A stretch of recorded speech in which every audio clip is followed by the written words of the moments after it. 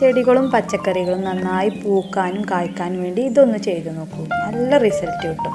ഒരു സ്പൂൺ ചായപ്പൊടി എടുത്തിട്ട് അതിലേക്ക് ഒരു ഗ്ലാസ് വെള്ളം പാർന്ന് അടച്ച് മാറ്റി വെക്കുക.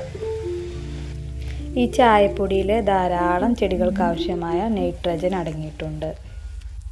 ഇനി 2 ദിവസം കഴിഞ്ഞ് അത് തുറന്ന് നോക്കി അതിലേക്ക് ഒരു സ്പൂൺ ചാരം, നമ്മുടെ എല്ലാവരുടെയും വീട്ടിലുണ്ടാവും, ഒരു സ്പൂൺ ചാരം ഇട്ടിട്ട് നന്നായിട്ട് ഇളക്കി യോജിപ്പിക്കുക. ഇനി ഒരു ബക്കറ്റിലേക്ക് ഈ ലായനി ഒഴിച്ച ശേഷം അതിലേക്ക് അതിൻ്റെ 4 ഇരട്ടി വെള്ളം ചേർത്ത് കൊടുക്കുക. നമ്മൾ ഏത് വളം ഉപയോഗിക്കുമ്പോഴും അത് നന്നായിട്ട് വെള്ളം പാർന്ന് ഡൈല്യൂട്ട് ചെയ്തിട്ട് വേണം ചെടികളുടെ ചുവട്ടിൽ ഒഴിച്ചു കൊടുക്കാൻ.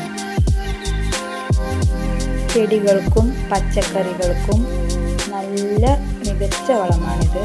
എല്ലാവരും ട്രൈ ചെയ്ത് നോക്കിയിട്ട് അഭിപ്രായം അറിയിക്കണം.